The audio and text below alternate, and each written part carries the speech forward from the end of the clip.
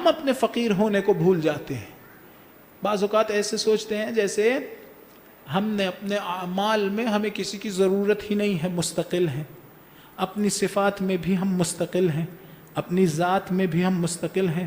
میں نے عرض کیا جس کی صفات اپنی نہ ہوں، جس کی ذات اپنی نہ ہو، اس کی صفات کیا اپنی ہوں گی، اس کے افعال کیا اپنے ہوں گے. ہم بھول جاتے ہیں، لیکن وہ جو عالی ترین نقطے پہ فائز ہو وہ لمحے بھر کے لیے نہیں بھولتا.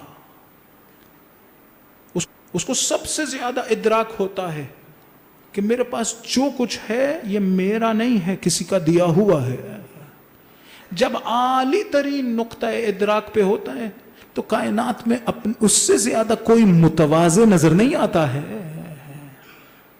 لمحے بھر کے لیے اس میں تکبر نہیں آتا. تکبر تو تب آئے جب وہ سوچے کہ یہ میرا اپنا ہے، لیکن اگر ہر وقت یہ توجہ ہو کہ یہ خدا کا عطا کردہ ہے تو کیسے تکبر آ جائے گا. ہم ایسا ہوتا ہے کہ اس فقر کو بھول جاتے ہیں، ہم اس فقر کی طرف توجہ نہیں کرتے ہیں. اگر ہم اس فقر کی طرف بار بار توجہ کریں تو نتیجہ کیا نکلے گا؟ ہم سے بھی تکبر ختم ہو جائے گا. اپنے آپ کی طرف دیکھیے، قارون کی یہ صفت تھی کہ وہ اپنے آپ کو مستقل دیکھ رہا تھا. اس کے پاس اتنا بڑا خزانہ تھا تو کیا کہا قرآن نے؟ اس نے کیا کہا؟ اس نے کہا انما اوتیتہ علی علم عندی، یہ جو خزانہ ہے مجھے ملا ہے میرے علم کی وجہ سے. اس طرف نہیں اس نے دیکھا کہ یہ مجھے خدا نے عطا کیا ہے، کہہ رہا تھا یہ میرا اپنا علم تھا جو اس خزانے کو لے کر آیا ہے.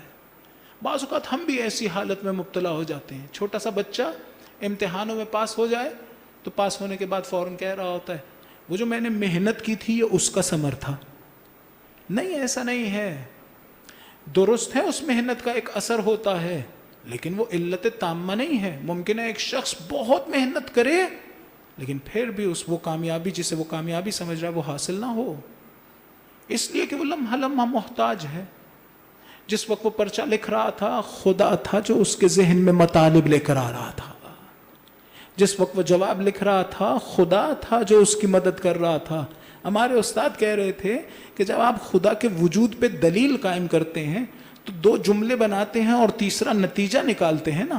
مثلا ہر متحرک کے لیے محرک کی ضرورت ہے، بس اس کائنات یہ متحرک ہے، اس کے لیے محرک کی ضرورت ہے، وہ خدا ہے. کہا جب آپ یہ نتیجہ نکالتے ہیں نا اس سے پہلے خدا ثابت ہو چکا ہوتا ہے. یہ کون ہے جس نے پہلا جملہ وہ ذہن میں ایجاد کیا تھا؟ خدا کے بغیر تھوڑی ہو سکتا ہے. علماء نے کہا آپ جس وقت ڈاکٹر کے پاس جاتے ہیں تو الحمد پڑھ کے چلے جائیں. آغا جوادی آمولی نے کہا 1 مرتبہ یا 7 مرتبہ. ویسے بھی ہاسپٹل کے آگے سے گزرتے وقت انسان کو الحمد کی تلاوت کرنی چاہیے اس خاطر کہ لوگوں کو شفا ملے. کہا آپ یہ الحمد پڑھ کے چلے جائیں. کیوں؟ ایسا تھوڑی ہے کہ وہ ڈاکٹر خود سے نسخہ لکھے گا. نہیں، ممکن ہے نسخہ لکھتے وقت کسی پریشانی میں مبتلا ہو جائے، ممکن ہے نسخہ لکھتے وقت ایک مرتبہ موبائل کی رنگ ٹون کی وجہ سے کسی اور طرف ذہن چلا جائے، ممکن ہے آپ کی بیماری کی صحیح تشخیص نہ کر پائے، ممکن ہے صحیح نسخہ نہ لکھ پائے. تو کہا یہ جو آپ الحمد پڑھیں گے نا تو خداوند متعال اس سے درست تشخیص کروائے گا. وہ ہے جو اس سے درست نسخہ لکھوائے گا، وہ ہے جو درست سمت میں اس کے ذہن کو لے جائے گا. یہ نہ سمجھیے کہ تنہا یہ ہے جو اپنے علم کے بلبوتے پر لکھ رہا ہے، یہ ہر چیز میں خدا کا محتاج ہے. یہ جو آپ مختلف چیزیں پڑھتے رہتے ہیں، بسم اللہ پڑھ کے کھانا کھاؤ، فلاں چیز پڑھ کے کھانا کھاؤ، اس سے برکت ہوگی، یہ بالآخر خداوند متعال کا ایک نظام ہے. یہ نہیں سمجھنا چاہیے کہ میں کما رہا ہوں، ایسے کروں گا تو زیادہ ہو جائے گا، ایسے کروں گا تو کم ہو جائے گا. نہیں، ہر چیز کا ایک نظام ہے خداوند متعال نے بنایا ہے. آگا یہ ایک درود پڑھیے محمد و آل محمد علیہ السلام پر.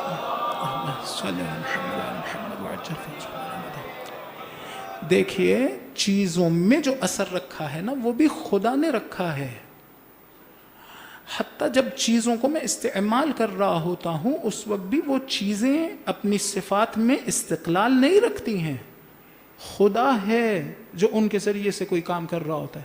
مثلاً اگر میں پیاسا ہوں اور پانی پیوں تو یہ پانی نہیں ہے جو میری پیاس بجھاتا ہے، حقیقت میں خدا ہے جو پانی کے ذریعے میری پیاس بجھاتا ہے. خدا اگر اسی پانی سے کہے اب اس کی پیاس نہیں بجھانی تو کبھی بھی نہیں بجھے گی. امام حسین علیہ السلام عاشور کے دن پانی پینے لگے تو ایک ظالم نے تیر مارا، پانی نہ پی سکے، رکاوٹ بنا وہ. امام نے اسے بد دعا دی. پھر لوگوں نے اسے دیکھا کہ کوفہ میں پانی پیتا جاتا تھا لیکن پیاس نہیں بجھتی تھی. کس نے پانی کو روکا تھا پیاس بجھانے سے؟ خداوند متعال نے اپنے ولی کی بات سنی جو امام نے بد دعا دی تھی اسے. خدا نے پانی کو منع کر دیا، آپ پیاس نہیں بجھا سکتے. وہی پانی کوئی اور پیے تو پیاس بجھ جائے گی. حضرت ابراہیم علیہ السلام کو آگ میں پھینکا جا رہا تھا، آگ اثر نہیں کر رہی تھی حضرت ابراہیم علیہ السلام پر. اسی آگ میں کسی اور کو پھینکے وہ جل جائے گا. اس کا مطلب ہے یہ آگ جلانے والی نہیں، حقیقت میں خدا ہے جو اس کے ذریعے سے جلا سکتا ہے. جب میں گھر میں اپنے بچوں کے لیے رزق لے جاتا ہوں تو میں رازق تو نہیں بن جاتا نا، حقیقت میں تو خدا ہے جو میرے ذریعے سے رزق دے رہا ہے. البتہ یہ شبہ بھی یہاں پر زائل کر دینا چاہیے، ضروری نہیں ہے کہ خدا میرے ذریعے سے میرے بچوں کو رزق دے رہا ہو. ممکن ہے معاملہ یہ ہو کہ خدا ان کی وجہ سے مجھے رزق دے رہا ہو. ایک شخص تھوڑی دیر کے لیے مر گیا تو اسے عالم ارواح میں بتایا گیا، کہا تم سمجھتے تھے تم اپنے بچوں کے لیے کما کے لے جاتے ہو، حقیقت میں تمہیں ہم تمہارے بچوں کی وجہ سے رزق دیتے تھے. میں یہ سمجھتا ہوں کہ میں کما کے لے جا رہا ہوں، حقیقت میں ضروری نہیں ہے ایسا ہو. تو ہر چیز میں اثر کس کا ہے؟ خدا نے رکھا ہے. انسان اگر اس کی طرف متوجہ ہو جائے تو کیا ہوگا؟ کیا ہوگا؟ انسان کے وجود سے ڈر نکل جائے گا. کسی بھی طور سے انسان ڈرے گا نہیں. جتنے رذائل ہیں وہ سب کے سب نکل جائیں گے. تکبر نہیں کرے گا، ریاکاری نہیں کرے گا. ریاکاری انسان کب کرتا ہے؟ انسان تب ریاکاری کرتا ہے جب وہ سمجھتا ہے کہ کوئی مجھے فائدہ دے سکتا ہے. فلاں صاحب کے سامنے اچھی طرح سے نماز پڑھوں، وہ اس کے بعد مجھے کوئی فائدہ دے سکتے ہیں. حد اقل اتنا فائدہ دیں گے کہ لوگوں کو بتائیں گے کہ فلاں صاحب تو نماز پڑھتے ہیں اور بہت عمدہ نماز پڑھتے ہیں. لیکن اگر میرے وجود میں، میرے دل میں یہ بات راسخ ہو جائے کہ مجھے فائدہ دینے والا فقط پروردگار ہے، تو کیا میں کبھی اس کے سامنے ریاکاری کروں گا؟ میں اس الماری کے سامنے، اس دیوار کے سامنے، اس فانوس کے سامنے ریاکاری کیوں نہیں کرتا؟ اس لیے کہ مجھے یقین ہے یہ فانوس مجھے کوئی فائدہ نہیں دے گا، یہ دیوار مجھے کوئی فائدہ نہیں دے گی. لیکن انسان کے بارے میں مجھے یہ توقع ہے کہ شاید وہ لوگوں کے سامنے میری خوشگوئی کرے، لوگوں کو میرے بارے میں بتائے، ایک فائدہ محسوس کرتا ہوں. نہیں، حقیقت ایسی نہیں ہے کہ کوئی مجھے فائدہ دے سکتا ہے. کوئی بھی مجھے فائدہ نہیں دے سکتا، کوئی بھی مجھے نقصان نہیں دے سکتا اگر خدا نہ چاہے تو. خدا چاہے تو کسی کے ذریعے سے مجھے فائدہ دے سکتا ہے، نقصان دے سکتا ہے. اگر انسان کی توحید مضبوط ہو جائے، اس ایک بات کو سمجھ جائے کہ ہم سب کے سب محتاج ہیں اور کوئی بھی مستقل نہیں ہے، تو ایسی حالت آ جائے گی، توکل آ جائے گا انسان میں. ایک جنگ میں جناب امیر علیہ السلام کے دشمن نے کہا علی اپنی تلوار مجھے دے دو. خود کی تلوار گر گئی ہوئی تھی. ایک مرتبہ مولا سے کہا علی اپنی تلوار مجھے دے دو. وہ علی جو سب کو بخشتا ہو ایک مرتبہ اپنی تلوار اسے دے دی. جب تلوار دے دی تو اس نے کہا علی اب تمہیں مجھ سے کون بچائے گا؟ جناب امیر نے کہا وہی جس نے ابھی تک تجھے مجھ سے بچا کے رکھا تھا، وہ جس نے تجھے بچا کے رکھا تھا وہی مجھے بچائے گا. دیکھیے کیسی توحیدانہ نگاہ ہے جناب امیر کی. یعنی جب تک وہ زندہ تھا تو یہ نہیں سوچ رہے تھے کہ میں نے اسے زندہ چھوڑا ہے، اور جب اب خود تلوار دے دی ہے تو جانتے ہیں کہ یہ مجھے نقصان نہیں دے سکتا جب تک وہ نہ چاہے. ایک درود پڑھ دیں محمد و آل محمد.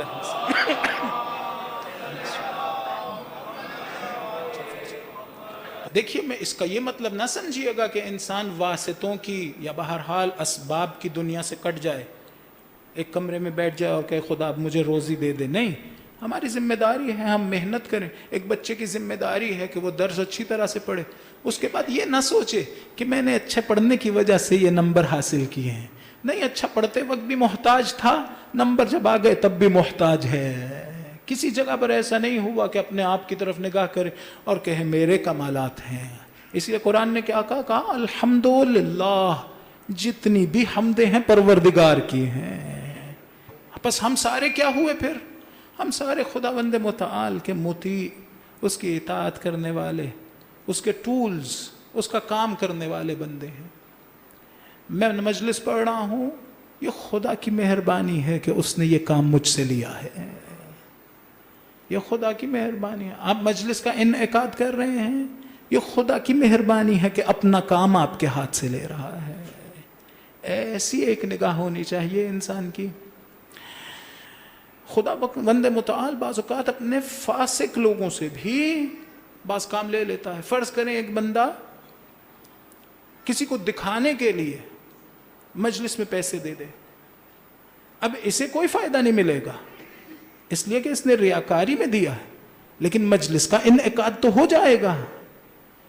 مجلس خدا کا کام ہے کہ امام حسین علیہ السلام کی یاد زندہ رہے, ان کا ذکر زندہ رہے, لیکن کس کے ذریعے سے انجام دیا؟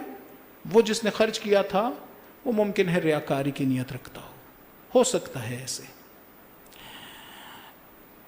ہونا یہ چاہیے کہ جب میں ایک اچھا کام کر رہا ہوں تو ایسے نہ ہو کہ میں خود تو ایک برا انسان ہوں یا بری نیت رکھتا ہوں اور کام اچھا ہے. نہیں, جس وقت کام اچھا انجام دے رہا ہوں اس وقت نیت بھی اچھی ہونی چاہیے تاکہ اس کام پہ خدائی رنگ آ جائے.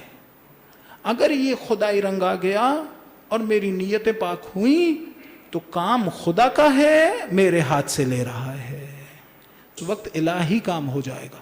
اگر نہ ہوئی میری نیت پاک تو شیطانی کام ہو جائے گا.